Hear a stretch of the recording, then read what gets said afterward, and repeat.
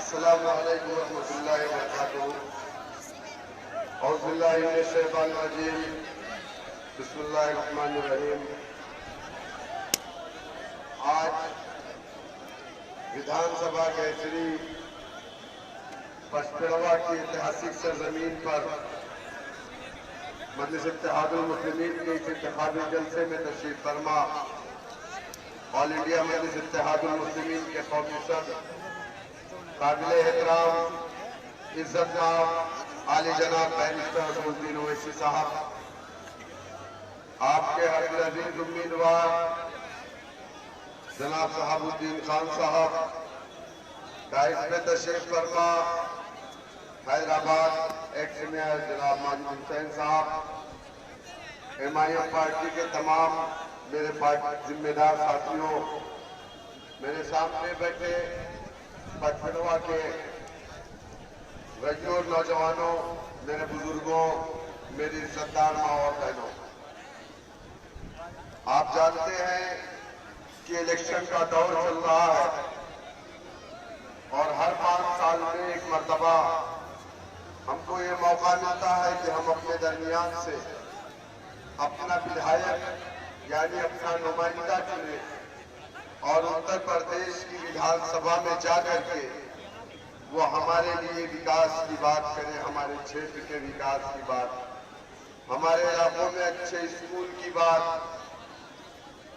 लेकिन एक दिन का सही फैसला अगर आपने किया तो ये सब बातें विधानसभा के अंदर आपके क्षेत्र के लिए हो सकती हैं और काम भी हो सकता है। लेकिन अगर आपने एक दिन गलत फैसला ले लिया, जिस तरीके से अब तक आप लेते आ रहे हैं, तो 5 साल तक आप पछताते हैं कि हमने गलत डिसीजन। लेकिन मेरे दोस्तों, मेरे बुजुर्गों, है तो वो अल्पसंख्यक का मुस्लिम समाज है। सच्चर कमेटी रंगनाथ मिश्रा कमीशन की रिपोर्ट है कि हिंदुस्तान का मुसलमान दलित से बढ़कर अपनी जिंदगी को गुजार रहा है। आखिर इसका जिम्मेदार कौन है? आपको शायद ना पता हो, हिंदुस्तान की जो पायलट हो उसे इंसाफ कैसे मिला जब उसने अपनी पार्टी बनाई, काशीराम को अपना नेता माना, मायावती को अपना लीडर माना और 11% जाटव समाज जिसका ताल्लुक बहन के ब्राह्मण से वो समाज इकट्ठा हुआ। 11% वालों ने मिलकर के 1 बार 2 बार 3 बार नहीं 4 मर्तबा इस प्रदेश की मुखिया अपनी बेटी को बनाया। तब जाकर के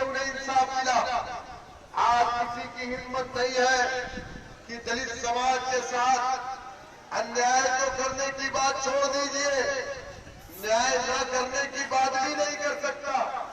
चाहे वो उत्तर प्रदेश की विधानसभा हो, सरकार किसी की भी हो, चाहे वो लोकसभा हो, सरकार किसी की भी हो, अगर वहां पर विकास की बात होती है, हर समाज की बात होती है, तो उसमें दलित समाज की बात होने लगी। लेकिन अगर आज उत्तर प्रदेश की विधानसभा या इस देश की लोकसभा में अगर किसी के विकास की बात नहीं होती है, तो वो आपका समाज है। आपके समाज के विकास की नहीं बल्कि विनाश की बात होती है। पूरे लोकसभा के अंदर कभी भी आपके मुद्दे पर किसी ने आवाज उठाई तो उस लीडर का नाम अखिलेश यादव समाजवादी पार्टी नहीं था, उस पार्टी का नाम कांग्रेस या बहुजन समाज पार्टी नहीं है, बल्कि उस पार्टी का नाम मजलिस इत्तेहादुल मुस्लिमीन है और उस लीडर का नाम बैरिस्टर असदुद्दीन ओवैसी साहब। चाहे मामला लिंचिंग कराओ, चाहे मामला ट्रिपल तलाक कराओ, कभी घोष के नाम पर हमें मारा गया तो अगर किसी ने आवाज उठाई तो उस लीडर का नाम बैरिस्टर असदुद्दीन ओवैसी साहब। चाहे मामला उत्तर प्रदेश से जुड़ा रहा, चाहे बिहार से, चाहे झारखंड से, चाहे मध्य प्रदेश से, अगर किसी ने आवाज उठाई इस समाज के लिए तो उस लीडर का नाम बैरिस्टर असदुद्दीन ओवैसी साहब। मेरे दोस्तों, मेरे बुजुर्गों, बस हमारी आपसे यही अपील है, वक्त बहुत कम है, चूंकि हम लोगों को आगे भी जाना है। मेरी आपसे अपील है कि आने वाली 3 तारीख को अगर मगर लेकिन नहीं, शहाबुद्दीन साहब जो मजलिस इत्तेहादुल मुस्लिमीन के उम्मीदवार हैं, उनका चुनाव निशान पतंग है, पतंग वाले चुनाव निशान के सामने वाला बटन दबा करके मजलिस इत्तेहादुल मुस्लिमीन को कामयाब करे। शहाबुद्दीन साहब की कामयाबी बैरिस्टर असदुद्दीन ओवैसी साहब की कामयाबी है। मैं आवाज दूंगा कौमी सदर कुल मजलिस इत्तेहादुल मुस्लिमीन काबिल एहतराम इज्जत मां वाले जनाब बैरिस्टर असदुद्दीन ओवैसी साहब आपको खिताब फरमाएंगे।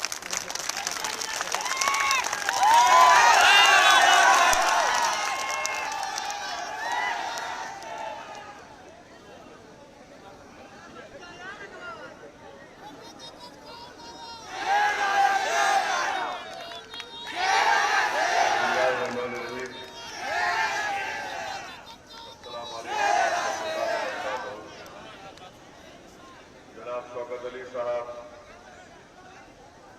सदर उत्तर प्रदेश मजलिस इत्तेहादुल मुस्लिमीन,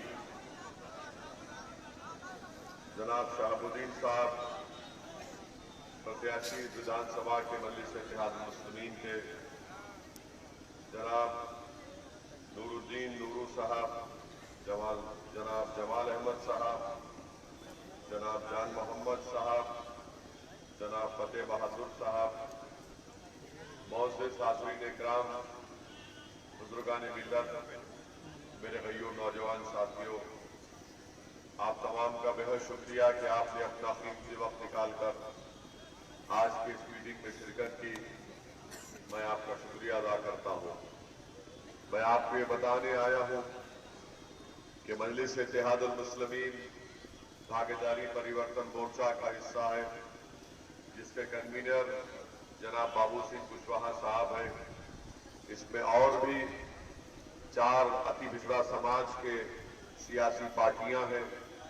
हम सब ने मिलकर ये भागीदारी परिवर्तन मोर्चा बनाया और ये तय किया कि अगर उत्तर प्रदेश की जनता का आशीर्वाद और उनका साथ और उनका वोट मिलेगा और सत्ता मिलेगी, तो पहले 2.5 साल के लिए जनाब बाबू सिंह कुशवाहा को मुख्यमंत्री बनाएंगे और आइंदा 2.5 साल के लिए दलित को मुख्यमंत्री बनाएंगे। साथ ही हमने ये भी तय किया कि 3 डिप्टी चीफ मिनिस्टर होंगे, जिसमें अल्पसंख्यक समाज का एक मुसलमान, एक निषाद समाज से और दूसरा अति पिछड़ा समाज से एक डिप्टी सीएम बनाया जाएगा। तो सामाजिक न्याय की लड़ाई असदुद्दीन ओवैसी बाबू सिंह कुशवाहा के साथ लड़ रहा है। हम आपसे ये अपील करने आए हैं कि आप भी सामाजिक न्याय के लड़ाई में हमें हमारी सपोर्ट करिए, हमारी मदद करिए। हिस्सेदारी की इस जंग में आपका साथ बेहद जरूरी है। जब मजलिस इत्तेहादुल मुस्लिमीन हिस्सेदारी की बात करती है तो हम सिर्फ राजनीति में अपना हिस्सा नहीं चाहते, बल्कि हम शिक्षा में भी अपना हिस्सा चाहते हैं, विकास में भी अपना हिस्सा चाहते हैं, रोजगार में भी और ठेकेदारी में हिस्सा चाहते हैं। ये सब उसी वक्त मुमकिन होगा जब आप और कमजोर तबकात, दबे हुए कुचले हुई जनता मिलकर यहां से शहाबुद्दीन साहब को अपना विधायक बनाएगी, तो यकीनन हिस्सा भी मिलेगा, सामाजिक न्याय भी होगा और भागीदारी में हम अपना हक अदा कर सकेंगे। मैं आपको ये भी बताने आया हूं अजीज दोस्तों और बुजुर्गों, बात यह है कि बरसों से आपका वोट तो हासिल करते रहे, आपने बसपा को वोट दिया, उनको विधायक बनाया, तो कभी आपने सपा को, कांग्रेस को वोट दिया। पिछले 35-40 साल से खास तौर से अल्पसंख्यक समाज मुसलमान ने इन तमाम पॉलिटिकल पार्टीज को, सियासी पार्टियों को वोट दिया, इनको विधायक बनाया, इनके पार्टी के लीडर को मुख्यमंत्री बनाया, कभी इनको पार्लियामेंट में भिजाया। मगर आज खास तौर से मुस्लिम अल्पसंख्यक समाज का आज मुकाम और मौकफ क्या है उत्तर प्रदेश में। जब चुनाव आता है तो बसपा और सपा के लोग आकर आपके दरमियान में खड़े होकर कहते हैं कि कौम की बात करते हैं। जब कौम की बात करते हैं तो बताओ तुमने क्या किया उस कौम के लिए जिसको तुम बीजेपी के नाम से डराकर अपना वोट तो हासिल कर लेते हो। मगर मैं आपको बताता हूं आपकी हकीकत क्या है। आपकी हकीकत यह है उत्तर प्रदेश में कि हम जो आंकड़े आपके सामने रख रहे हैं, हमने माहिरीन को बिठाकर आज से 7 महीने पहले हमने कहा कि उत्तर प्रदेश के अल्पसंख्यक समाज के मुसलमानों के ताल्लुक से क्या स्थिति है, जमीन पर उनका क्या हाल है, हमको बताइए। तो उन्होंने हमको रिपोर्ट दी और रिपोर्ट में हमको ये बताया कि उत्तर प्रदेश में 10 में से 7 मुस्लिम बच्चे और बच्चियां पढ़े लिखे नहीं है, वो हिसाब किताब करना नहीं जानती है। उन्होंने हमको ये बताया कि उत्तर प्रदेश में अगर एक अल्पसंख्यक समाज मुसलमान के घर में अगर 7 रुपये खर्च होते हैं तो महाराष्ट्र के या दिल्ली के किसी और वही अल्पसंख्यक समाज के मुसलमान के घर में 10 रुपये खर्च होते हैं। आप बताइए यहां पर 7 रुपये क्यों खर्च हो रहे हैं और दिल्ली में 10 रुपये क्यों खर्च हो रहे हैं? आखिर क्या वजह है कि 10 में से 7 हमारे बेटा और बेटी पढ़ना लिखना नहीं जानते? उन्होंने हमारी रिपोर्ट जो दी हमको इसमें यह कहा कि सबसे ज्यादा बच्चे अगर स्कूल से बाहर है तो अल्पसंख्यक समाज के मुसलमान हैं। सबसे कम पढ़े लिखे, तनासुब अगर निकाला जाए कवानगी का, लिटरेसी का, तो सबसे कम मुस्लिम बच्चियां पढ़ी लिखी है। सबसे ज्यादा बच्चा मजदूरी अगर 5 और 14 साल के दरमियान में कोई बच्चा मजदूरी करता उत्तर प्रदेश में तो अल्पसंख्यक समाज का मुसलमान है। अगर सबसे कम ग्रेजुएट है 4% तो मुसलमान है। सबसे कम जो हाई स्कूल पढ़ते मुकम्मल करते हैं मुसलमान है। आप बताइए फिर ना सिर्फ ये बल्कि जिंदगी में आपको इंसाफ नहीं दिया गया, आपको मुकाम नहीं दिया गया, और जब आप इस दुनिया को छोड़कर जाते हैं तो फॉरवर्ड क्लास से 6 साल पहले आप लोगों की मौत हो जाती है। आप बताइए फिर क्या हासिल किया आपने? आपने बसपा को वोट दिया, पूछिए आपने तुमने हमारे लिए क्या किया, तुमने हमारे शिक्षा के मैदान में क्या किया। और मैं जो कुछ आपके सामने रख रहा हूं पूरे सच्चाई के साथ कह रहा हूं। अगर कोई ये कहता है कि ओवैसी सही नहीं, सच नहीं कह रहा है, तो मैं आज यहां पर खड़े होकर कह रहा हूं, पहले भी कहा था कि तुम वक्त और मुकाम बता दो, मैं अपने आंकड़े लेकर आऊंगा उत्तर प्रदेश के अल्पसंख्यक समाज के मुसलमानों के बारे में। तुम 5 मिनट मेरे सामने नहीं बैठ सकोगे, मेरे दलाल का जवाब नहीं दे पाओगे। मेरे अजीज दोस्तों और बुजुर्गों, आप लोग सोचिए जो यहाँ पर बुजुर्ग लोग हैं जिनको अल्लाह ने औलाद दी है, आज अगर आपकी औलाद 14-15 साल की है या 11 साल की है तो 5 साल के बाद आप क्या जवाब देंगे उन बच्चों को कि हमने तुमको स्कूल नहीं दिया, हमने तुमको पढ़ाया लिखाया नहीं, जब तुम बीमार पड़े तुम कर्जों में डूब गए। हमने अपनी बेटी से क्या जवाब देंगे जब बेटी कहेगी कि मुझे क्यों नहीं पढ़ाया लिखाया गया? उन बच्चों से क्या कहेंगे आप जो ग्रेजुएट नहीं हो सकते? उन लोगों से क्या कहेंगे आप जो 6 साल पहले दूसरी जात बरादरी से पहले मर जाते हैं? मेरे अजीज दोस्तों और बुजुर्गों, याद रखिए हमारी इस बात को, वोट देना आपका अख्तियार है, मगर उत्तर प्रदेश हो या हमारा वतन अजीज भारत हो, जिस समाज के पास उसका नेता नहीं है उससे कभी इंसाफ नहीं हुआ ना होगा। जिस समाज के पास नेता होगा उसी की आवाज को सुना जाएगा, उसी के बच्चों से आंखों से बहते आंसू को पहुंचा जाएगा, उन्हीं लोगों को हक दिया जाएगा जिसका नेता होगा। आप सिर्फ वोट डालने वाले बन गए, आप वोट लेने वाले नहीं बने। आपने कभी अपना नेता नहीं बनाया। कोई कहेगा कि हाँ बसपा से यहां से विधायक था हमारा, हमने उसको विधायक बनाया, मगर वो बसपा का नेता था, तुम्हारा नेता नहीं था। वो तुम्हारा नेता जब बनेगा तो उसकी आवाज में ताकत होगी, वो लड़ेगा इन चीजों के लिए। कोई कहेगा बताओ ऐसी तुमने हैदराबाद में क्या किया। हमने हैदराबाद में हमारे सिर्फ 7 एमएलए, कोई मंत्री नहीं है, कभी मंत्री नहीं बना। और असदुद्दीन अवैसी इंशाअल्लाह अल्लाह जब तक जिंदा रखेगा मैं कोई मंत्री मुख्यमंत्री नहीं बनूंगा। मगर मेरी लड़ाई क्या है, हमारे 7 विधायक है तेलंगाना में। मजलिस इत्तेहाद मुस्लिमीन के पास मेडिकल कॉलेज है, इंजीनियरिंग कॉलेज है, MBA, MCA, school of nursing है, आर्किटेक्चर का कॉलेज है। ये हमारे नहीं है, जाती इदारे नहीं है, न हमारी औलाद पे जाएगा हमारे मरने के बाद। ये कौम का इदारा था, इसके यही गरीब ट्रस्ट के तहत वो चलता रहेगा गरीबों के लिए। ये काम किया जा सकता है, उत्तर प्रदेश में भी वही काम हो सकता है, क्योंकि जब आप अपना नेता को बनाएंगे तो यहां पर आपने किसी को अपना विधायक बनाया, वो मोटा हो गया और आप दुबले हो गए, वो ताकतवर हो गया आप कमजोर हो गए, वो दौलतमंद हो गया गरीबी आपका मुकद्दर बन गया, उसके घर पर गाड़ी आ गई, उसके घर पर लाइट आ गई, मगर आपके घर में अंधेरा छा गया।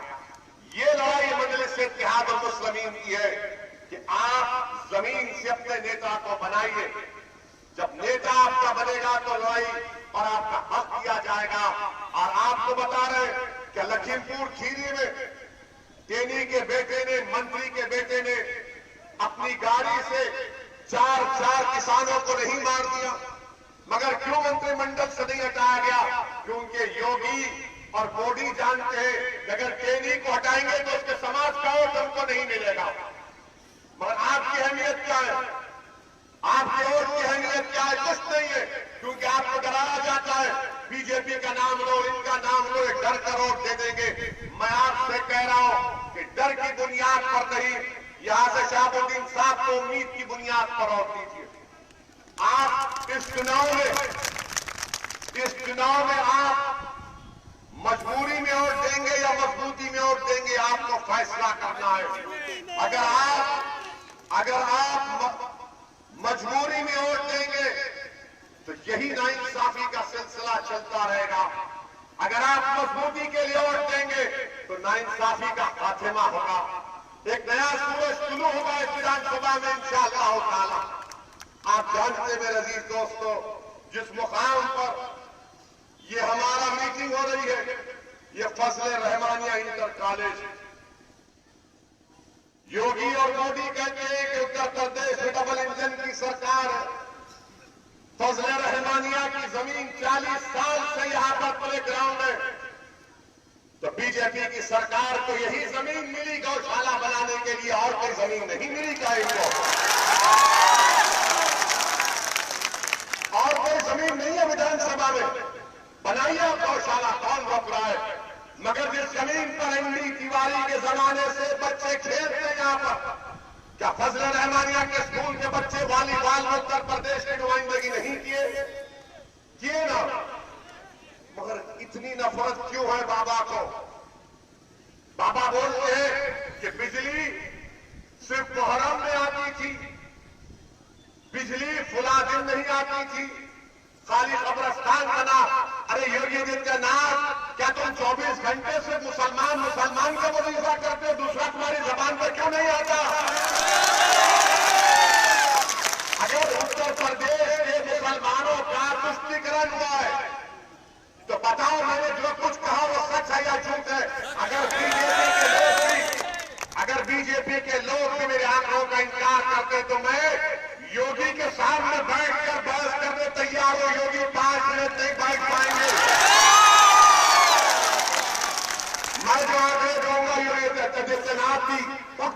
जाएंगे, बोलेंगे कौन सी भाषा की जबान में बात कर रहा है। आप बताइए कि एक स्कूल है, वहां पर भी आपको दुश्मनी नफरत क्यों है? नफरत इसलिए है कि इसका नाम फजले रहमानिया। अगर इसका नाम फजले योगी होता तो आते नहीं थे, मगर नाम रहमान का आ गया तो पेट में दर्द, और बोलते ये तुष्टीकरण कर रहे हैं, ध्रुवीकरण। अरे आप कर रहे हैं ध्रुवीकरण, हम नहीं कर रहे। 40 साल से यहां पर बच्चे खेलते आ रहे हैं। मेरे अजीज दोस्तों और बुजुर्गों, फिर आप जानते हैं कि गवर्नमेंट का कॉलेज तो योगी बंद कर दिए, वहां पर टीचर ही नहीं है, तो बच्चों को शिक्षा के लिए बलरामपुर इलाहाबाद जाना पड़ता है।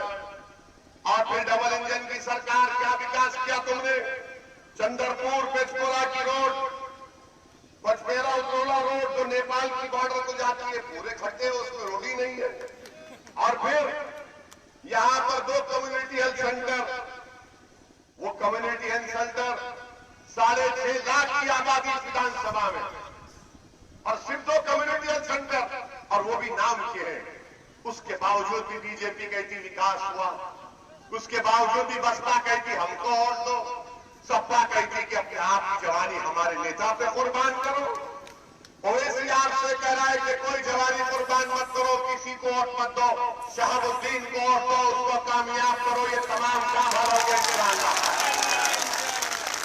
मेरे अजीज दोस्तों और बुजुर्गों, आपसे ही बात हम करने आए थे कि हालत मजबूरी में वोट हम कभी मत दीजिए, अपनी मजबूती के लिए वोट दीजिए। आखिर आप क्यों डरते हैं? दूसरे समाज वाले क्यों नहीं डरते? वो भी तो गरीब है, वो भी तो परेशान है, मगर आपको डरा के वोट हासिल करना चाहते हैं।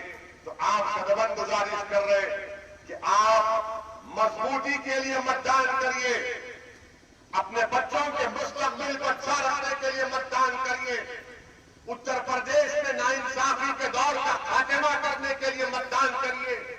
और यकीनन हमारे जाने के बाद हजरत इबलीस की औलाद यहां पर आएगी। इबलीस की औलाद आकर बोलेगी, अरे ओवैसी तो भड़काऊ भाषण दे दिया, लोगों को जज्बाती करके चला गया, आप अपने दिल पर हाथ रखकर बोलो। यकीनन मैं आपको जज्बात में लाया हूं, सच्चाई बोलकर लाया हूं, झूठ नहीं बोला हूं। मैंने आपको जज्बात में लाया हूं,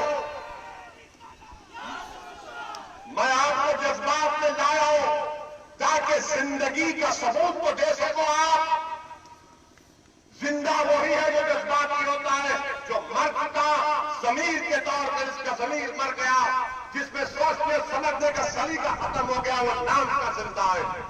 तो जिंदगी का सबूत दो, मजबूती के लिए अपने वोट का इस्तेमाल करो। और आज की रात शबे मेराज की रात है, आज की रात शबे मेराज की रात है। तो याद रखो, शबे मेराज की रात है, तो आप मजलिस की कामयाबी के लिए, अपनी कामयाबी के लिए दुआ करिए। आप हिस्सेदारी की लड़ाई में अल्लाह से भीख मांगेंगे, परवरदिगार ये वो मुबारक रात है कि तूने जमीन से अपने हबीब को बुलाकर अपना दीदार कराया, हमको भी कामयाब। मेरे अजीज दोस्तों और बुजुर्गों, शबे मेराज एक मुबारक रात है जिसमें अल्लाह सुब्हानहू व तआला ने मोहम्मद मुस्तफा सल्लल्लाहु अलैहि वसल्लम को जमीन से उठाकर सिदरतुल मुंतहा तक लेकर गए। मेरे अजीज दोस्तों और बुजुर्गों, आपसे सिर्फ यही गुजारिश करना चाह रहे हैं कि अपने वोट का सही इस्तेमाल करिए, डरिए मत। हमारा यहां पर आने का मकसद हमारी मकबूलियत नहीं है, हमारे आने का उत्तर प्रदेश का मकसद आपकी जबान से नारे लगवाना नहीं है। मैं आपके नारों का मोहताज नहीं हूं, मैं माफी चाहता हूं अगर आपको तकलीफ हो रही है। मुझे खुशी उस वक्त होगी जब आपका नेता होगा।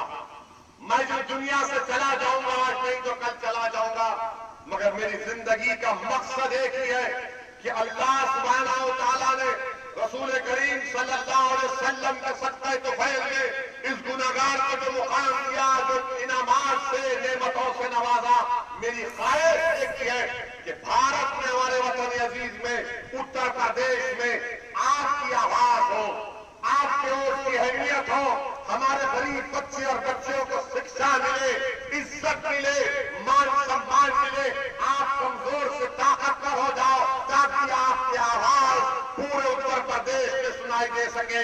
ये मेरी जिंदगी का मकसद है, मेरी पार्टी का मकसद है। तो मेरे अजीज दोस्तों और बुजुर्गों, यही चंद बातें हमें आप तक कहना था। हम इस उम्मीद पे जा रहे हैं कि जब मतदान के दिन आप सुबह सुबह निकलकर अपने वोट का इस्तेमाल करेंगे और यहां से बटन के निशान पर बटन दबाकर भागीदारी और हिस्सेदारी के लड़ाई में आप अपना हिस्सा और सहयोग देंगे। अस्सलाम वालेकुम व रहमतुल्लाहि व बरकातहू।